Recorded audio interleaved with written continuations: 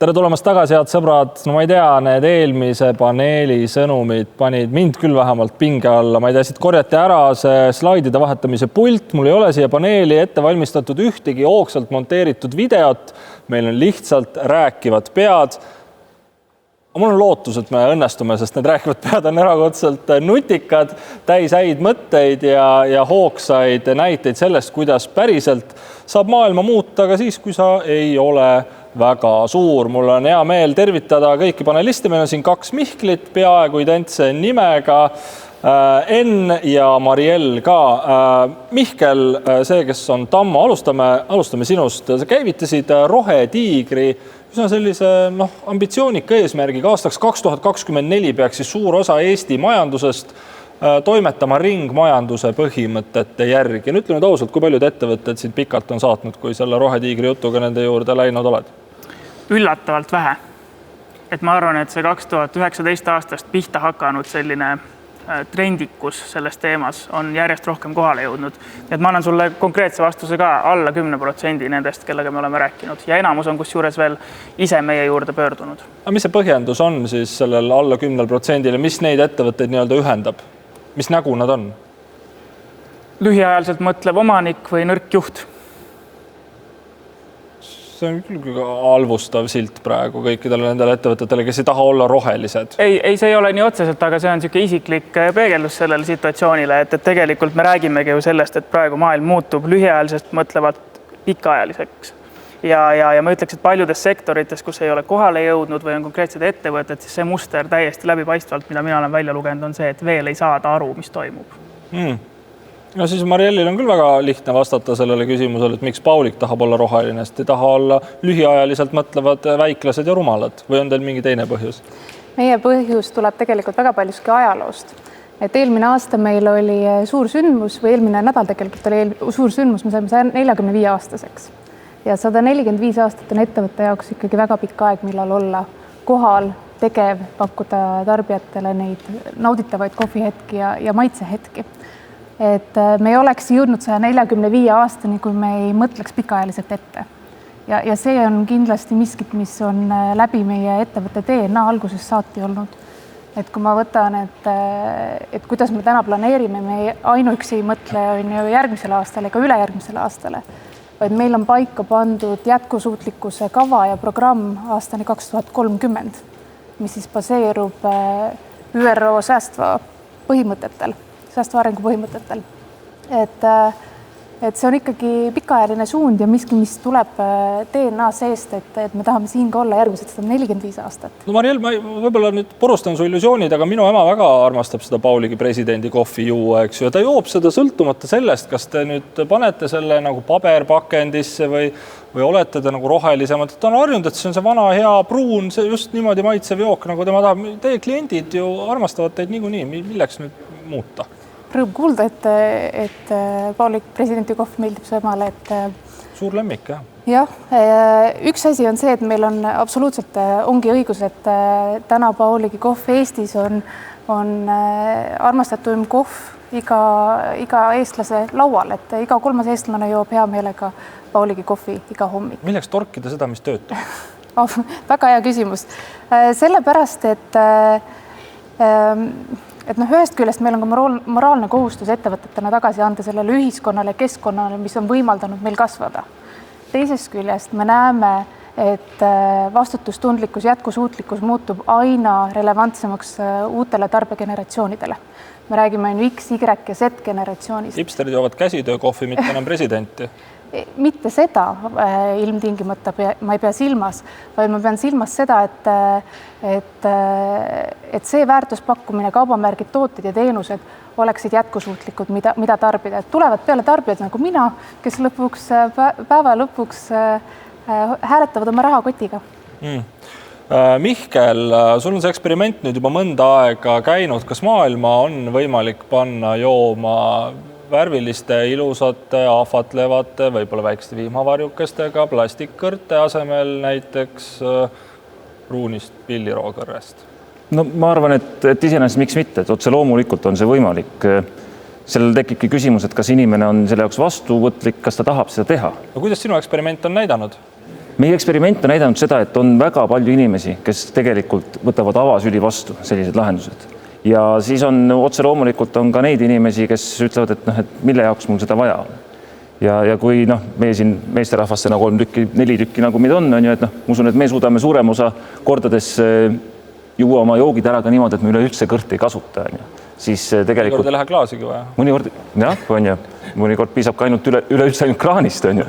Aga samas on teatud osa või ikkagi veel väga palju inimesi on sellised, kes ütlevad, ma tahan oma kokteili ja ma tahan, et selle kokteili sees oleks kõrsi, mitte 1, vaid oleks 2 tükki. See on see huulepulga värk või? No, ma ei tea, kas meestel on huulepulka? Ei, ma naistele. Naiste rahvastel, jaa, otse loomulikult see on arusaadav, et ma ei tahagi klaasi ära määrida, ma ei soovi oma huulepulgast lahti saada, et see klaasi külge jääks, et jah. Aga toome mõned numbrid, eks ju, et kuidas tulite turule, mis siis juhtus, mis tänaseks saanud on?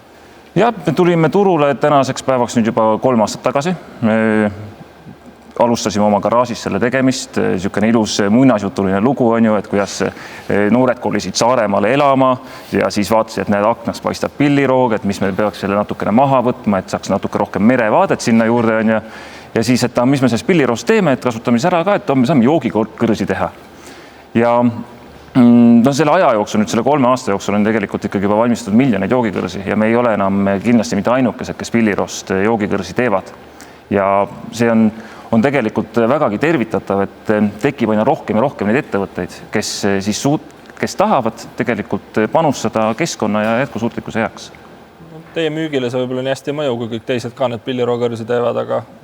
Jah, ega kokkuvõttes ma arvan, et meie missioon on olnud algusest saadik see, et me üleüldse juhiksime rohkem inimeste tähelepanu sellele, nende harjumustele, sest olgem ausad, kõrs on selline nii väikene jäämäe tipp on, et kui me vaatame maailma meres, öeldakse küll, et jah, et plastikureostus, et kõrsi on igal pool on ja me oleme kõik näinud neid videoid, kuidas kilpkonnal tõmmatakse kõrs ninast välja. Samas kõrre osaga sellest on 0,03%. Et ta ongi niivõrd väike jäämäe tipp. Enn, ma nägin Facebookis seda vahvat videot, kuidas teie ilma juhita auto viis siis nendele Bolti autorendi teenusega välja tulnud meestele kasti mingit head kihisevat jooki. See oli nüüd siuke väike ninanips nii-öelda Taavetilt Koljatile. Miks peaks Eesti turul üldse jaguma 2 äpipõhiseks autorendi teenuseks turgu, et meil väikesed, Bolt tuleb, saab tõuksi, saab takso, saab auto rentida. Kus teie oma kohta üldse näete, millest eelis on? Minu arust väga hea küsimus, aga vastaks isegi niimoodi, et ma jagaks selle vastuse 2, et see, millega Elmo Rent täna tegeleb, ei ole ainult siis see, et sa saaksid äpist autot rentida. Meie arvamus selles küsimuses on, et klient tahab mugavust, kliendil on päeva lõpus 1 äpp, kus ta siis saab kõik erinevad transpordiviise. On see siis tõuksi, toidu, ühistranspordi, lennukipiletiteni välja ja sealhulgas ka erinevad autorendifirmad. Et see on paratamatu, see on selge trend, mis ma arvan lähiaastatel jõuab ka Eestisse. Siin ma arvan, et ei ole Taavet ja Koljati võitlust ja see turg on, ma arvan, suhteliselt varsti ka ära jagatud ja sinna me ei küündi. Küll see teine pool küsimusest või siis vastusest on see, et kuidas me siis oma äri oleme kohendanud ja millega siis meie tegeleme ja meie soovime siis kliendile pakkuda keskkonnasõbralikku sõiduvahendit, on see siis elektriauto, on see siis elektrimootorratas, millega me kohe välja tuleme. Kuni siis selleni välja, et kuidas me seda samat ühikut efektiivsemalt liigutame ja siit tulebki vastus siis sellele kaugjuhitavale autole. Ja sellised teenused, sellised lahendused lihtsalt integreeruvad siis sellele esimesele vastusele, et selle nii-öelda agregaatoriga. Ma saan siis aru, et tegelikult see auto ei sõitnud ise, eks ju, vaid keegi istus kusagil eemal toas, nagu puldiga autot juhtis seda. Eestis on see täiesti legaalne isegi täna või? Täpselt nii. meie räägime täna kaugjuhitavast autost, sellest järgmine tase on isesõitvad autod. Kaugjuhtival autol on oma juht, ta lihtsalt ei asu autos, ta asub vajadusel kilomeetreid kaugemal meie kontoris ja ta juhib siis autost tõesti 2 kliendi vahel. Meie klient võtab rooli ise üle, teeb omad sõidud, jätab auto metsa, me toome ta metsast järgmise kliendi juurde. Ja me kokkuvõttes kasutame seda ühte autot kui ressurssi veel efektiivsemalt. Aga kui küsimus oli legaalsuses, siis siin müts maha ka Eesti riigile, eeskätt siis Majandus- ja Kommunikatsiooniministeeriumile, kes on teatud eeltöö juba aastaid tagasi ära teinud ja tõlgendus on väga lihtne. Liiklusseaduse järgi peab autol olema juht, kuid täpsustatud ei ole, kus see juht peab olema. See on üks asi, et juht võib olla ka kaugel ja Nad ikka teavad, et te teete seda ka või te mitte kasuta seda seadusauku ära? Ütleme, me ei ole veel tänaval, et selles mõttes me ei ole oma teenusega veel tänaval, et me aga kui tuled, siis võib jama olla majas ikkagi. Aga siin jällegi tuleb Transpordiamet, kes on ette kirjutanud täpselt reeglistikku ja see on ka väga mõistlik. Me peame lihtsalt tõendama ära, et me tehnoloogia on turvaline ja auto põhifunktsioonid säilivad, kui juht võtab selle üle. Et täna veel ei saa seda juhtuda, et ma sõidan mõnusalt mööda Tartu maanteed, hakkan tegema möödasõitu autost, vaatan siis silmanurgast paremale ja näen, et mitte kedagi pole autos, mingi kummitusmasin sõidab kusagilt ja juht on hoopis, ma ei tea, Paldiskis oma toas mängib puldiga. Seda täna veel Elmo Rendi teenuses ei ole. Me loodame, et selleni jõuame sügisel, vähemalt testimise faasis ja reaalselt tänavale. Aga jah, seda ma arvan, sa näed näiteks Ameerikas, kus isesõitvad Teslad tiirutavad ringi, taksod, alles oli uudis, et ka Hiinas on esimesed isesõitvad autod tänavatel, et see on sisuliselt juba tänapäev. See on jumal poisid ja need puldiga autod, ma võiks jäädagi küsima selle kohta, aga teised tahavad ka rääkida. Sõbrad, kuidas te näete nende väikeste tegijate rolli maailmas, kus tegelikult ka juba kõik suured mängijad on aru saanud, et tulevik on digitaalne, tulevik on roheline, tulevik võib olla pilliroo kõrred nii-öelda plastikjoogikõrte asemel. Milline on ühe Eesti ettevõtte, mis juba, kuidas ma ütlen, paratamatult on väike, eks ju, roll nende globaalsete trendide suunamises või me tegelikult oleme need, kes viskavad selle idee välja, siis varsti hiinlased kopeerivad ära?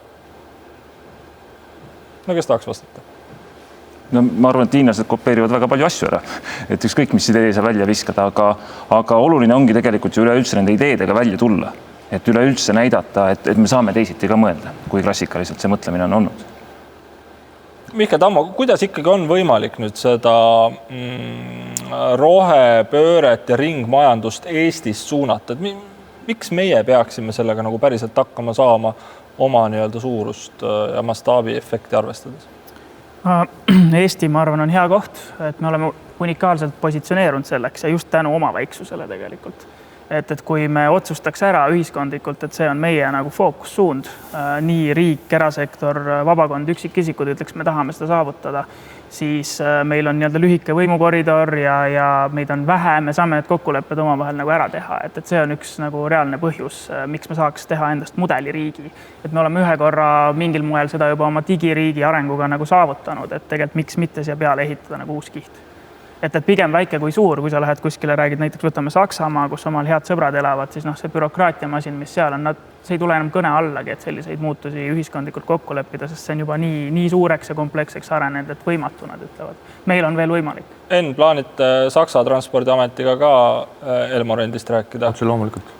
Muidugi, ega see Eesti on väike, seda me teame, see on väga hea avatud ja testimisele ja skaleerimisele eelnev nii-öelda etapp, aga paratamatult väiksuses või väiksel turul toimetades sa ei suuda jätkusuutlikult teiste suuremate konkurente võistelda. Et otse loomulikult meile on sisse kirjutatud laienemine välismaale ja see on täna juba päevakorras.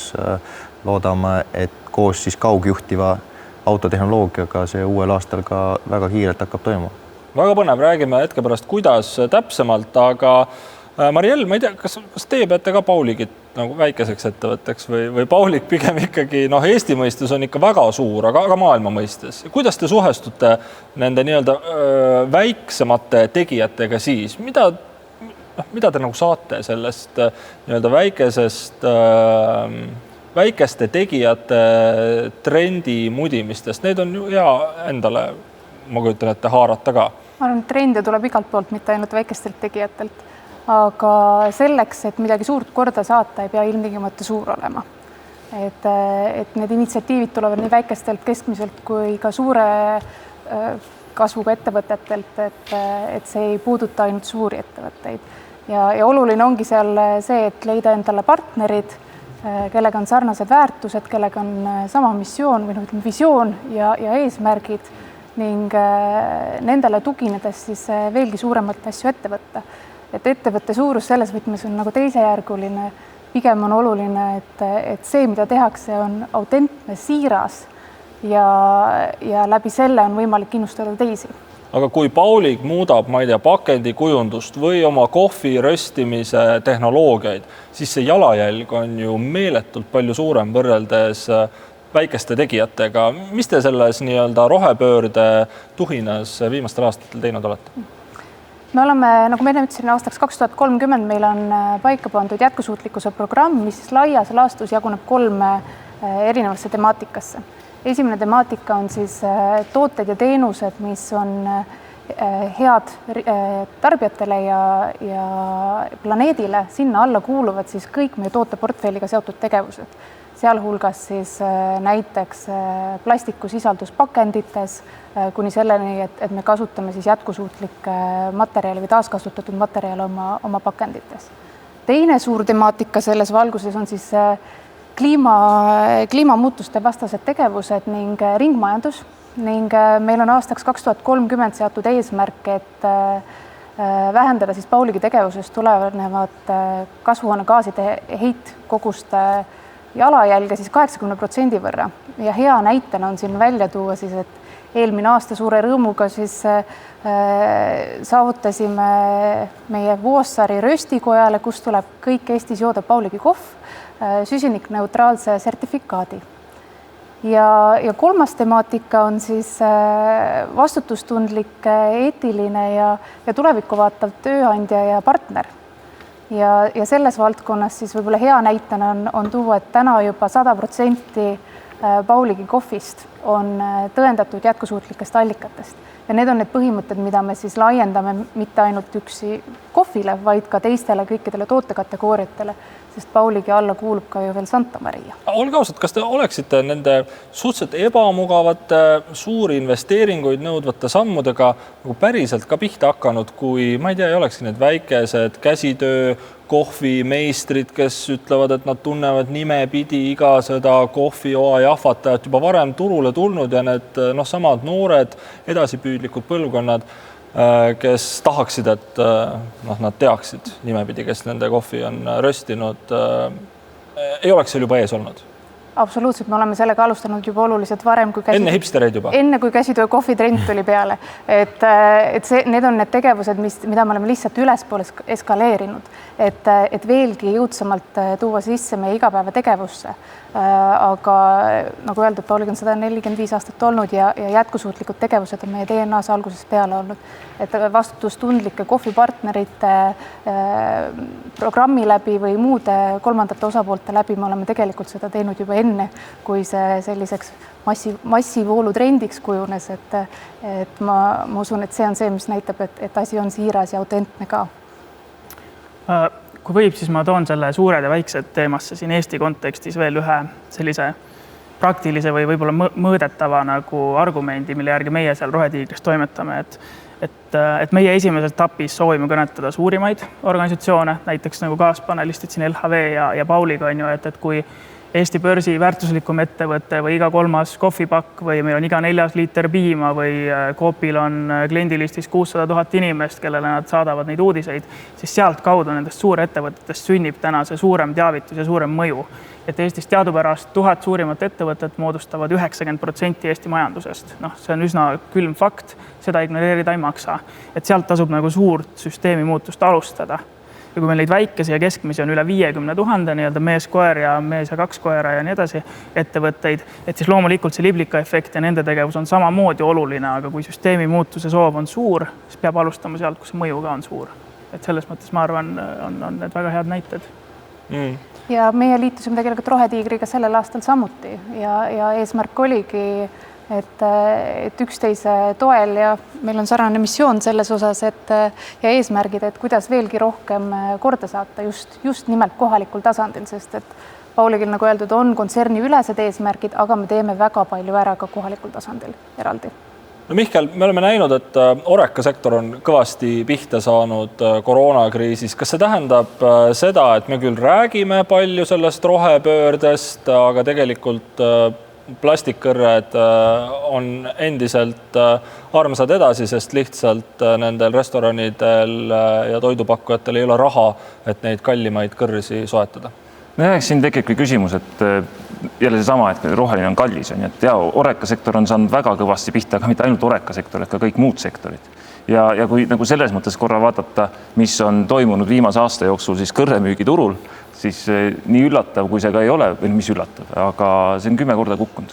Ehk et selles mõttes, et suured tänud koroonale, et meil on, ma ütleks, et 10 korda vähem plastikkõrsi tänasel päeval turul. A teie kõrsi on siis 2 korda rohkem või olete ka pihta saanud? Me saime ikkagi väga kõvasti pihta selles mõttes, et kui siin möödunud märtsis kogu see nii-öelda trall pihta hakkas, siis võime oma numbrid kokku, meil kukkusid esimeste kuudega käibed 97%, siis kui ma räägin nii-öelda pillirokõrre poole pealt.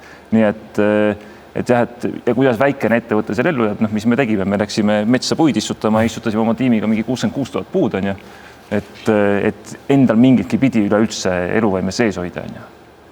Millised sammud te olete ette võtnud, et tegelikult see väikene Saaremaal tõesti mees, naine ja koer tüüpi, ma kontrollisin, koer oli ka piltidel isegi 2 koera, mees, naine ja 2 koera tüüpi ettevõte nagu päriselt sellel globaalsel turul selle oodatud muutuse siis nagu ellu viia saaks, sest see plastikkõrs on nagu siuke devil on ju, me kõik teame, et sa tõid välja, et kilpkonna ninast välja turritavad kõrred. Teil on nagu õige toode, te olete õiges ajas, nõudlus justkui on, trendid näitavad sinnapoole, kuidas nüüd päriselt see väiksena see muutus ellu viia ja turud lahti saada? Jah, eks siin tekibki nagu see küsimus, et ka nagu Günter Pauli tänasel hommikul rääkis nii palju, kui ta seal kuulda oli, siis aga siin tekibki see küsimus, et kas sa pead sellise väikse ettevõttena üleüldse olema väga suur ettevõte või kas see peab olema sinu ambitsioon, et olla väga suur. Ehk et minu nägemus natukene on see, et me peame nägema ka seda võimalust, et suunata nii-öelda töökohti linnast välja, et me ei jääks ainult Tallinna põhiseks või ainult Tartu põhiseks ja see, kuidas me nendes nii-öelda maapiirkondades töökohti hoiame, töökohti loome, see tegelikult ongi ainult väikeste ettevõtete teha. Te tahaksite ainult Saaremaa spaadele oma kõrsi müüa siis või? No sellisel juhul ei saaks üldse hakkama omadega, et tuleb arved, tuleb ka ära maksta ja töötajatele tuleb palgad ka ära maksta, et kui ainult Saaremaa spaadele oleks müünud, siis ei oleks hakkama saanud kindlasti. Kui lai see turg tegelikult olla võiks või kui palju seda pilliroogu meil nagu siin kas või jätkuks? Võtame niimoodi, et pilliroogu kasvab Eestis circa 300 000 hektarit ja aastas võetakse maha circa 1 000 000 kahlu. Kahl on selline vana ütlus, et see on see, mis mahub sul siia. Sülle mahub ära. Kahl on hea mõõtühik. See on väga hea mõõtühik on ja meie nii-öelda tootlikkus sellest 1 000 000 kahlust on circa mingi 20 000 kahlu aastas. Ehk et seda ruumi iseenesest, et need väiksed Saaremaa ettevõtted, kes neid pilliroogu-kõrsi praegu seda hetkel toodavad, et nad suudaksid ära katta siis Balti mere ümbruse või Läänemere ümbruse, see on täiesti võimalus. Väga lahe. Eesti Transpordiamet on olnud mõistlik, MKM on olnud mõistlik, puldiga autod, kuigi nad on hirmuäratavad 1,5 tonni kaaluvad tapamasinad võrreldes selle minu poja juhitud puldiga autoga, on Eesti teedel tõenäoliselt varsti ringi vuramas. Millised võimalused on teil tegelikult Euroopas selle teenusega murda ja mis on ikkagi see nagu konkurentsieelis, et miks Teslad ju sõidavad juba üldse ilma selleta, et keegi puldiga veel kontorist neid juhiks? Ma võib-olla tõmbaks korra ja kommenteeriks seda eelnevat teemat võib-olla selle poolelt, mida siis meie ettevõtjana, kes siis panustab sellele keskkonnasäästule, peaks nagu tegema. Ma arvan, sellest eelnevalt peab juhtuma midagi veel tähtsamat. Meie tarbijatena peame seda tahtma, seda nõudma ja seda reaalselt ka nagu ostma. Et meie võime ettevõtjatena arvata, antud juhul ka, et kaugjuhitav auto ärina on nagu mõistlik, investoritele see kindlasti väga meeldib, meie aktsiahind tõuseb kõrgustesse, see on nagu korras, aga me peame mõistma ja olema avatud tarbijana selleks, et okei, see 1,5 tonni auto liigub, aga olgem ausad, me kõik räägime telefoniga või autoroolist telefoniga, mis on sama risk, kui mul on professionaalne ühele tegevusele suunatud autojuht natukene kaugemal. Et ja teine aspekt, jällegi ma jõuan sinna ressursi kokkuhoiuni, et millega Elmorent laiemalt tegeleb, on sõiduki jagamine. See tähendab seda, et me ei oma autot, tähendab eraisikuna ma ei oma autot, vaid ma rendin seda, jagan seda. See tähendab seda, et me tänavalt viime juba ära näiteks 10 autot versus ehk ühte autot kasutab siis 10 inimest. Ja ma arvan, et see ongi siis nii-öelda sõidu jagamise üks konkurentsieelis võrreldes nii-öelda auto ostmisega ja kui rääkida kaugjuhtimisest, siis see on juba, ma arvan, äriline nüanss, kuidas me suudame turustada, aga kõikide eelduste kohaselt see võiks kliendi poolt olla väga vastuvõetav, muidugi, kui see on ühe klikiga ja taskukohane, et see on see nii-öelda maa, milles me peame hakkama saama. Aga tuleme nüüd tagasi selle küsimuse juurde, mis mul hinge peal oli, et kuidas ikkagi need uksed Euroopa turul siis kas või avada, et kui valmis on see nii-öelda regulatiivne raamistik selleks, et tuleks üks puldiga auto näiteks, ma ei tea, Soome, Rootsi või Saksamaale, sest ma saan aru, et teil on üsna ambitsioonikas laienemisplaan. Plaan on ambitsioonikas, aga täpselt ma ei oska sellele vastata, see on aus vastus. Peab arvestama, et igal riigil, isegi igal linna osal on omad reeglid. Ja seal on erinevad siis, mida järgitakse, on siis seadus või nii-öelda kodukord. Et täna kuna me ei ole ära valideerinud järgmist riiki või riik, kuhu me siseneme, siis täna ma pean vastuse võlgu jääma. Hetk enne seda, kui me avalikustame, kuhu me nii-öelda siseneme, siis see loomulikult see kodutöö on tehtud ja siis võib ka järeldada, et kaugjuhtiv või siis kaugemas perspektiivis isejuhtiv auto on sinna linna, sinna riiki teretulnud. Mihkel, ma kujutan ette, et väga paljud ettevõtted lihtsalt oleks valmis selle rohetiigriga liituma selleks, et saada see nii-öelda silt külge, et selles noores keskkonnateadlikus segmendis natuke oma müüki suurendada. Kuidas sa rohepesusse suhtud? Kas see on nagu patt või see on pigem paratamatus, mis selle rohepöördega kaasas käib? Mul on olnud võib-olla selline natuke vastuoluline seisukoht sellest rohepöördest. Et mina arvan, me oleme ikkagi sellises seisus veel, kus väga paljud lihtsalt tuimalt eitavad seda teemat. Rohepesu loomulikult nagu mainekujunduslikul eesmärgil on ju iseenesest taunitav, aga minu arust on see samm edasi eitamisest. Et väga paljud organisatsioonid, kes on ka andnud mingid sellised lubadused, nad võetakse selle eest vastutusele. Mitte, et ma ei ütle, et see on nüüd äge, hakake kõik tegema, aga vaadata sellist transformatsiooniperioodi, siis minu hinnangul on see pool sammu lähemale sellele, mida me vajame. Et selles mõttes ise vaatan seda kuidagi nii. Ja kui me vaatame ka neid ettevõtteid, kes näiteks rohetiigriga liituvad, siis me tahaks, et 100% alustavad sisust.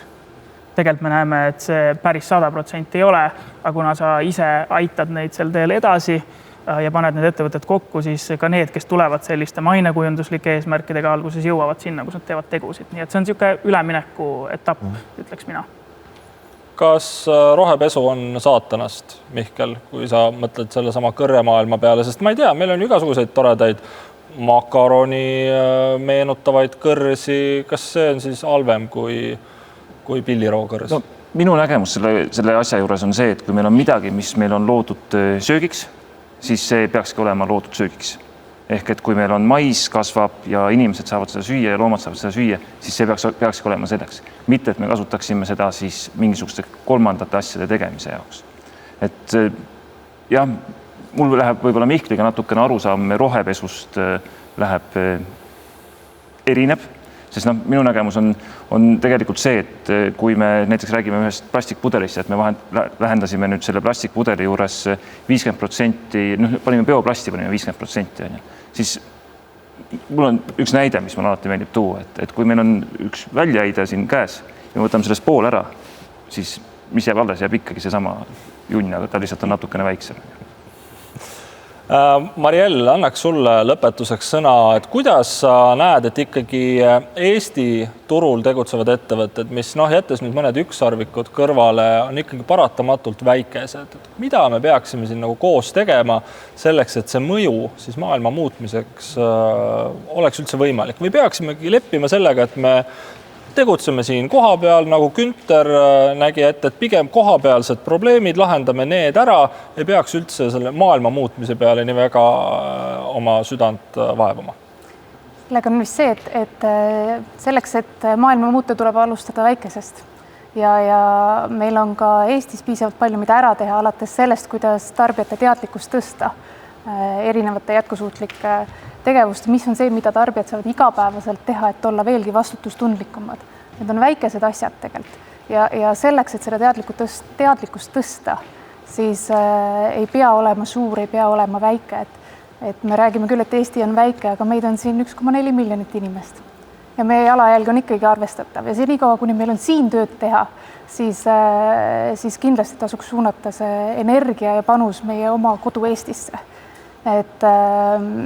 Ja mida veel saab ära teha, on see, et leida endale sarnaselt mõtlevaid partnereid. Kas see on siis erinevate mittetulundusühingute näol nagu Rohetiiger on või on need erinevad kaubamärgid, tooted, ettevõtted, kuna meil kõigil on omad tugevused ja ma arvan, et seal leiab neid sünergiakohtasid väikeste ettevõtete ja suurte ettevõtete vahel samuti, et veelgi rohkem üle piiride korda saata.